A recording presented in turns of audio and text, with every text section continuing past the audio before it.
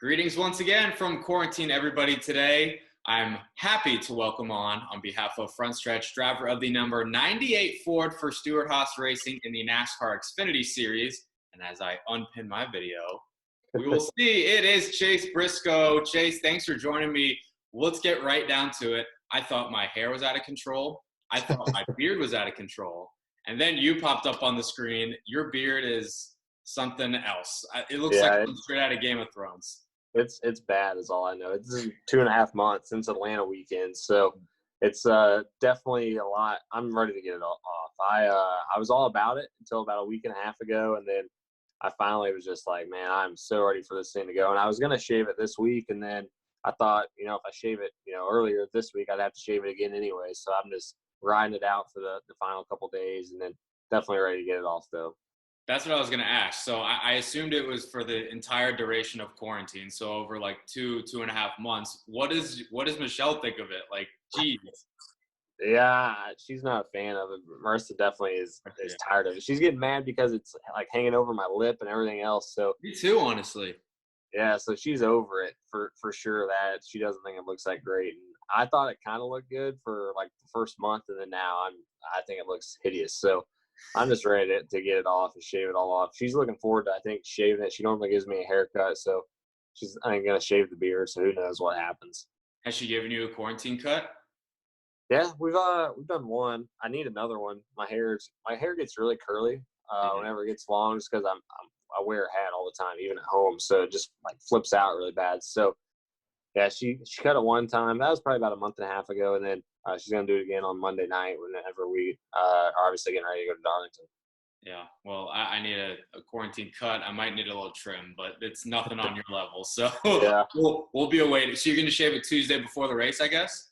Yeah, that's my plan. Yeah, I'm still trying to figure out if I'm gonna just trim it or if I'm gonna go full clean shaved. I mean, I've maybe been clean shaven 3 times in my life, so I don't know if I'm gonna do that or not, but I'm definitely ready to get it off. My beard never itches. Everybody talks about it itching, but now with how bad it's hanging over my lip, that's driving me crazy. Yeah, like the food gets stuck in it, and whenever you take a drink of water, it's just it's the worst. Yeah, it's a lot. Well, how are you and Marissa doing? I know that you guys were newly married in November. Nothing like a global pandemic to keep you guys cooped up inside with each other, and this is like the test of time. If you guys can survive this, you can survive anything. Yeah, we've been doing good. We've been getting a lot of house stuff done. She went out by our mailbox and put a little flower bed and stuff the other day. So we've been doing a lot of stuff around the house. My biggest thing is trying to get my lawn to look better. My neighbor has like the best lawn in the world, and it drives me crazy. So I've been trying to do that. And then we've had like 5 baby snakes at our house. So we've been trying to figure out where the mom and dad are and trying to obviously take care of that problem. So yeah, it's been fun. Nonetheless, we're expecting our first child. So we've been doing the doctor stuff and trying to keep up and get the bedroom ready for that. So it's definitely been a busy last couple months. Yeah, congratulations on you guys expecting that. That's really exciting news. Kind of on a serious note, though, I mean, so everybody's dealing with this pandemic in their own separate ways, health-wise, mentally, that kind of thing. But now you have a job to do, and you're going to be going to the racetrack here soon, a couple times a week, perhaps. Does that give you any other sense of nerves that you're going to be going to the track and coming back home, or is it more so just it's part of the job, it's what I got to do? Nah, I don't think it adds any more nerves. I'm just excited to go back to work in a sense. It's not like we've been stuck at home the last 2.5 months. We've still been going out, like I was saying. We were doing stuff on the house, so we've been going to Lowe's and everything else. And I would say that's probably the most dangerous thing to do as far as trying to contract something. So, yeah, I mean, it's all good here. We're looking forward to going back. I'm sure she's ready for me to start going back too, because like you were saying, it's been 2.5 months we've been stuck here together. So I'm sure she's ready for me to get out of the house for a couple hours. I don't know if your dogs are ready to get rid of you, though, because I've seen on social media they are running wild and they're entertaining me. I can only imagine what it's like to play with them every day. Yeah, they've been the biggest factor or the biggest benefit of all this is we've been busy with them, and then I think they're liking that we've been stuck at home because normally we're both gone throughout the day, so they kind of go in their crate for 4 or 5 hours while we're gone, and then come home and they're running crazy normally. Where now they've been getting wore out because we're home all day playing with them. So it's been fun. I'm glad that we obviously have the 2 dogs because it's given us something to do. If it wasn't for them, we'd be bored out of our mind. We try to take them to the dog park and take them on walks and outside and play fetch. So we're definitely staying busy with them, that's for sure. Forgive me for not knowing which dog this was, but did the one that had trouble going up the stairs, did that dog ever learn how to get up properly? Nah, she still jumps. Like, she just two hops it all the way up. Her name's Callie, and then the other one's Ricky. So we have Ricky and Cal, or Callie. So straight up Talladega Nights names. And then, yeah, Callie, she can't even figure out how to go down the stairs. Or Ricky, he hauls the mail up and down. So Callie, I don't know what her problem is with stairs, but it's like a huge fear of hers, I think. I like that you named him after Talladega Nights characters. That's Yeah. a nice touch. That's cool. Well, what have preparations been like for you in the past couple weeks? Because NASCAR announced their plan to return around April 30th or so, and here we are on May 14th, and you're going to be at the racetrack this upcoming week competing. No practice, no qualifying, nothing, just sailing it down into turn one at one of the toughest corners in all of NASCAR. And I know you got some time at the Ford Sim. You were wearing your face covering. It must be nice to not be on iRacing and actually be in the sim. Yeah, it's been a lot different preparation-wise just because, normally I'm at the shop almost every day. And, I normally go to the shop to work out, and I haven't even been able to do that since all this went down. So it's been different. I was fortunate yesterday. I actually got to go to the shop and at least sit in the car and all that. So it's kind of getting more and more real.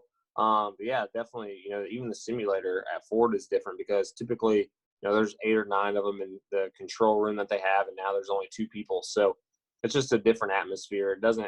I know we're going back racing, but it doesn't feel like 100% back to normal just because I haven't been doing all those little things that I normally would leading up to a race. And, truthfully, we've been sitting here for 2.5 months. So normally you get in that rhythm of going each and every week, and we haven't had that. It's been so different than what we're used to. So it definitely feels weird. I'm sure once we get to Darlington and race, then it's going to be totally normal. And then obviously it sounds like we're going to be getting in the swing of doing this week in and week out like we normally do. Yeah, hopefully that's the case if everything goes according to plan. I know that you got a close relationship with your teammate in Xfinity from last year, Cole Custer. Of course, he's now moved up to Cup. I'm sure you've talked to him and maybe some other your Xfinity competitors, maybe some Cup guys as well. I know you're friends with some of the dirt guys. What have they said about all this? And in terms of their preparation, I assume that you guys are pretty much on the same boat, whether it's driving a Ford, Toyota, or a Chevy. Yeah, it's pretty much all like you were saying. It's been pretty much the same for everybody, just going on the simulator. None of them are really allowed at the shop either. So just trying to stay prepared the best way possible. I know a lot of guys have been going out to GoPro Motorplex or on go-karts, just trying to get back behind the wheel of something. So I think all of us are trying to do it the same way between watching video and getting on the sim when we can. It's just so different for all of us. It's trying to navigate, what could be a little bit of an advantage. And I don't think anybody's really found anything yet just because there's nothing really open to go do anyway. So I'm sure there's going to be a lot of mental mistakes come Darlington. Even going back to last week, watching the World of Outlaw race in Knoxville, those guys, they were making a ton of mistakes just because they've been sitting out for so long. And, they're used to racing 90-something races a year. So I think you're for sure going to see a lot of mistakes at Darlington, not only mentally, but even physically. Like I was saying, my, workout routine has been totally different just because I'm not allowed to go to the shop and I don't have a gym or any equipment even at my house. So it's been tough to kind of maintain what I've built up in the off season. And, it's going to be fun to see, how my body reacts to that in Darlington.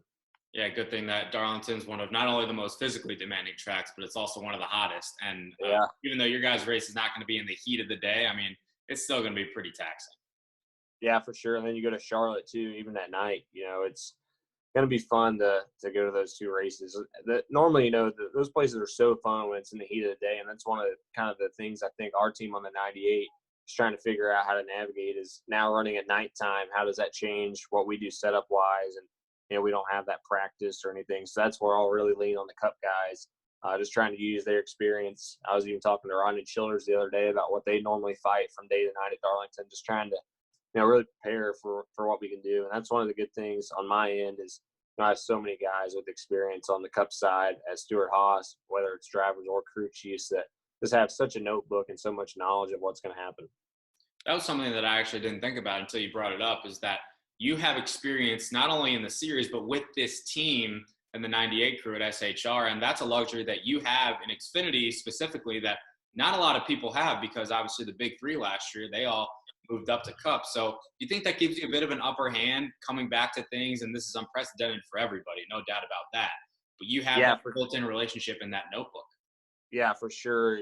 This is the first time ever in my career in anything I've been able to go to the same team back to back with the same crew and all that. So that's been a huge blessing, I think, whenever we do go back racing, because last year or any other year, we're going there for the first time trying to figure out what each other need. And, now we have a notebook of, all right, this is what worked for us last year. This is what worked at this track or this track. And that's going to be, I think, a big thing for us whenever we do go back racing, just because, especially with no practice, you got to hit it right the first time. And I feel like we're typically pretty good at being pretty close to how we end practice is normally how we start practice. So I think that's really good for our team, just because a lot of teams don't have the notebook necessarily that we do, or that chemistry that we do, where they perfect example, Harrison Burton, he's never even been to Darlington before. So just guys like that, I think it's going to be a little bit harder for them than me, but you also have guys with way more experience like Algar in the group, so it's going to be a fun balance.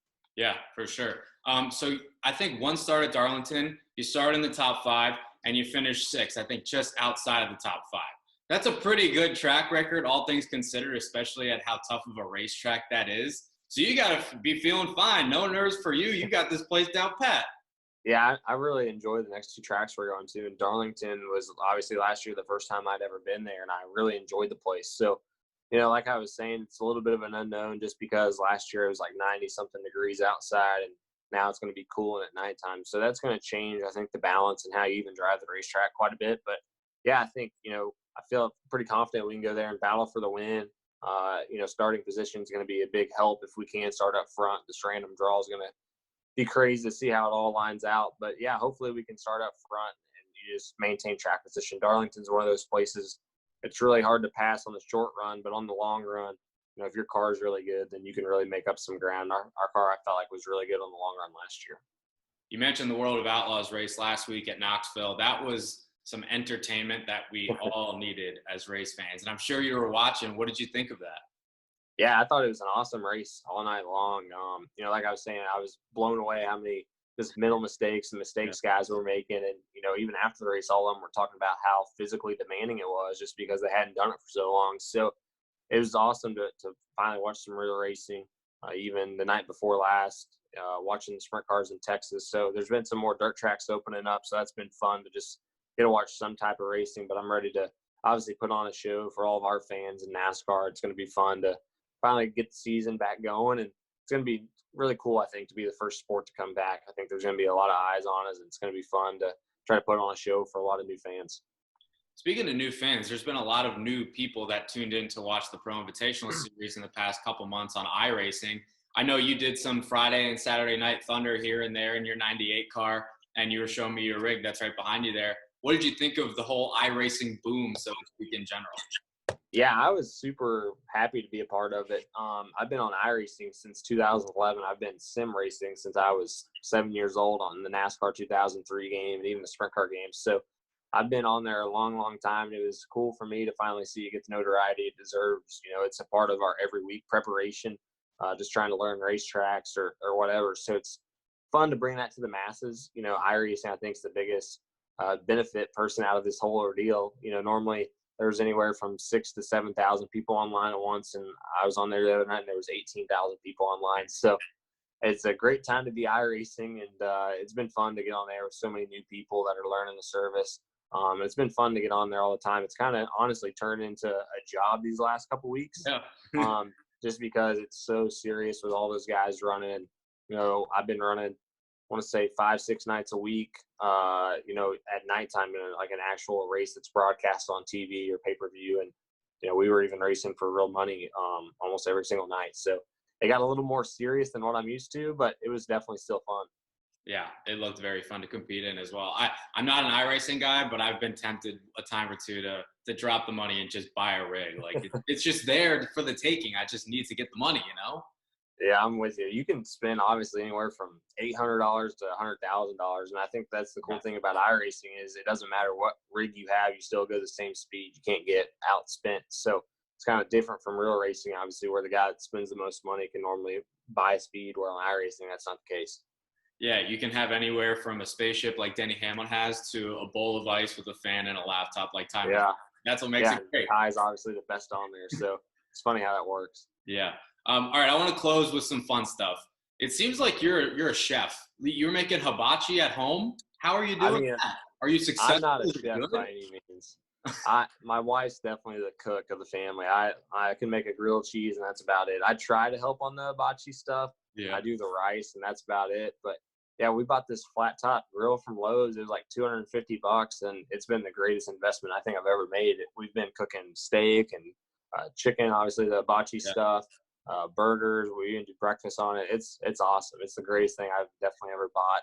My family's coming to town this week, and they've been so excited to try our hibachi. It's better than going to the restaurant, I think. So Really? yeah, it's pretty dang good. So it's definitely been something. It's been fun to look up stuff, trying to cook on there. Like I said, I don't really know what I'm doing, but my wife cooks all the time, so she's been loving it too. Well, you guys have nothing better to do, right? Might as well become. Yeah, we've been just trying stuff on it, just trying to figure out what we can make. Yeah. Well, I guess you'll leave your cooking to your wife.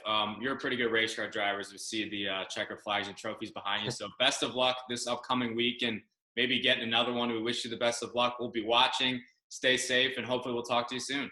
Yeah, thanks for having me. Hopefully we can get another checker flag. That'd be nice. That's right. Thanks, Chase. Yeah, thank you.